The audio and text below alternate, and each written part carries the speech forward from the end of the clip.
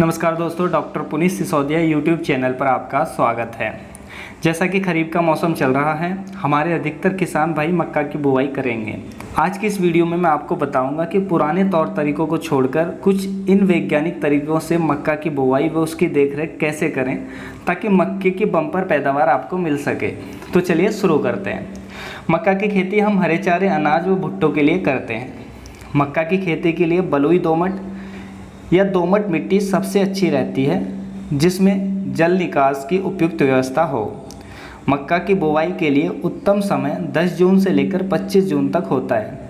यदि आप अच्छी पैदावार लेना चाहते हैं तो 10 जून से लेकर 25 जून तक मक्का की बुवाई कर देनी चाहिए। हालांकि भारत में मक्का की बुवाई तीनों ऋतुओं में की जाती है। खरीफ ऋतु के लिए जून जुलाई में बुवाई की जाती है, रबी की फसल के लिए अक्टूबर नवंबर में बुवाई की जाती है और जायद की फसल के लिए फरवरी और मार्च में बुवाई की जाती है। मक्का की देसी किस्म की बीज दर की बात करें तो 16 से 18 किलोग्राम बीज प्रति हेक्टेयर पर्याप्त रहता है, और यदि आप हाइब्रिड वैरायटी लगा रहे हैं तो 18 किलोग्राम बीज प्रति हेक्टेयर डालना चाहिए। 1 हेक्टेयर का मतलब होता है 2.5 एकड़ यानी कि 12.5 बीघे। मक्का की बुवाई करते समय अच्छे उत्पादन के लिए स्पेसिंग का ध्यान रखना अत्यंत आवश्यक होता है। मक्का में लाइन से लाइन की दूरी 50 से 60 सेंटीमीटर तथा पौधे से पौधे की दूरी 20 से 25 सेंटीमीटर रखनी चाहिए। अक्सर किसान भाई सोचते हैं कि मक्का को जितना पास पास लगाएंगे उतना उत्पादन अधिक होगा, जबकि यह बिल्कुल गलत है, क्योंकि जब हम मक्का को पास पास लगा देते हैं तो उसमें एरेशन अच्छे से नहीं हो पाता है, साथ में सूर्य का प्रकाश पौधों को अच्छे से नहीं मिल पाता है और पौधे ज़मीन से पोषक तत्वों को भी अच्छे से नहीं खींच पाते हैं, जिससे हमारी फसल के उत्पादन पर फर्क पड़ता है। पौधे पर भुट्टे कम लगते हैं और जो मक्का की क्वालिटी है वो भी डाउन हो जाती है। यदि आप अच्छी पैदावार में मक्का लेना चाहते हैं और अच्छी क्वालिटी की लेना चाहते हैं तो स्पेसिंग का ध्यान रखना अत्यंत आवश्यक है। अच्छे जर्मिनेशन के लिए मक्का के बीज को कैप्टान, थायराम, कार्बेंडाजिम या मैनकोजेब से उपचारित कर सकते हैं। कैप्टान, थायराम या कार्बेंडाजिम या मैनकोजेब, इनमें से किसी एक से भी उपचारित कर सकते हैं।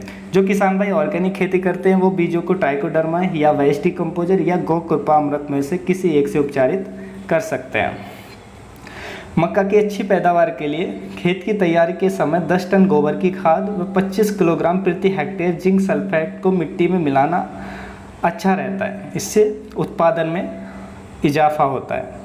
यदि खाद की बात करें तो मक्का की देसी प्रजाति के लिए 60 किलोग्राम नाइट्रोजन, 30 किलोग्राम फास्फोरस और 30 किलोग्राम पोटास प्रति हेक्टेयर पर्याप्त रहता है। यदि मक्का की हाइब्रिड प्रजाति आपने लगाई है तो प्रति hectare 100 kilogram nitrogen, 30 kilogram phosphorus व 40 किलोग्राम पोटास की ज़रूरत होती है।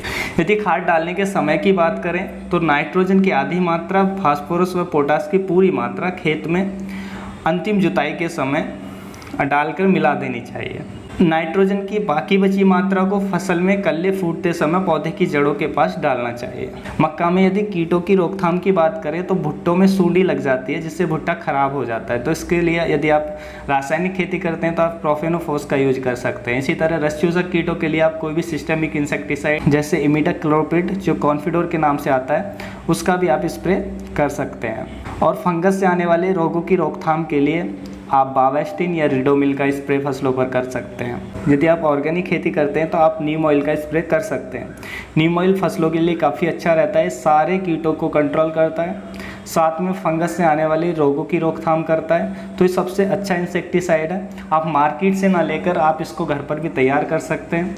मार्केट से अच्छा इंसेक्टिसाइड आप घर पर तैयार कर सकते हैं, क्योंकि अभी नीम के पेड़ों पर काफ़ी निवोलियाँ हैं, निवोलियों का सीज़न है, तो आप घर पर आसानी से इसको तैयार कर सकते हैं। और ये जो मार्केट में आप परचेज करते हैं उससे ज़्यादा बेहतर होता है और ये फ्री में घर पर तैयार हो जाता है। तो इसको कैसे तैयार करते हैं उसका वीडियो हमारे चैनल पर पहले से मौजूद है, उसका लिंक मैं डिस्क्रिप्शन में आपको दे दूँगा, आप चाहें तो वहाँ पर जाकर चेकआउट कर सकते हैं। इसी तरीके से आप खट्टी लस्सी का स्प्रे कर सकते हैं, जो कीटों से भी रोकथाम करेगा और जो फंगस से आने वाले रोग हैं उनसे भी फसलों को बचाएगा। या आप और भी बहुत सारे ऑर्गेनिक कीटनाशक हैं, जैसे हम वेस्ट डिकम्पोजर में 7 तरह की पत्तियां डालकर जो कीटनाशक तैयार करते हैं, आप उसका भी स्प्रे कर सकते हैं। तो आप इनका मक्के की फसल में 10 से 15 दिनों में एक बार स्प्रे करते रहेंगे तो आपकी फसल कीटों से और रोगों से बची रहेगी। और साथ में जो ऑर्गेनिक इंसेक्टिसाइड होते हैं, ये केमिकल जो रासायनिक इंसेक्टिसाइड होते हैं उनसे काफ़ी ज़्यादा बेहतर होते हैं। यदि आपकी कोई भी फसल, कोई भी बीमारी है या वो अच्छी नहीं चल रही है, रासायनिक कीटनाशक से स्प्रे से वो नहीं कोई भी फ़ायदा हो रहा है, तो आप यदि इनका स्प्रे करते हैं, जो ऑर्गेनिक कीटनाशक हैं काफ़ी ज़्यादा फ़ायदेमंद होते हैं, क्योंकि ये कीटों की रोकथाम भी करते हैं, ये रोगों से भी फसलों को बचाते हैं, साथ में इनमें न्यूट्रिशन होते हैं, सारे न्यूट्रिशन होते हैं जो पौधे के लिए ज़रूरी होते हैं।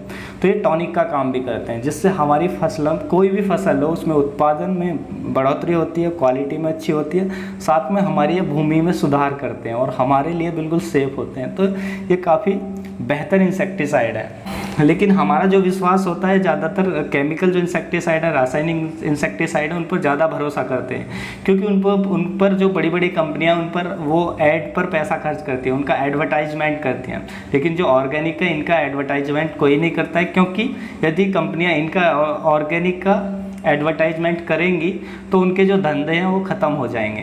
तो इसलिए यदि आप ऑर्गेनिक का करते हैं तो काफ़ी बेहतर है, ये ऑर्गेनिक का आप करिए। तो गाइज, यदि आपको वीडियो अच्छी लगी तो वीडियो को लाइक कर दीजिएगा, और साथ में यदि आप चैनल पर नए हैं तो चैनल को सब्सक्राइब कर लीजिएगा, ताकि आने वाली सभी लेटेस्ट वीडियोज़ की नोटिफिकेशन आपको समय पर मिल जाए। फिर मिलूंगा आपको एक और नई जानकारी के साथ, तब तक के लिए आप अपना ख्याल रखें। धन्यवाद।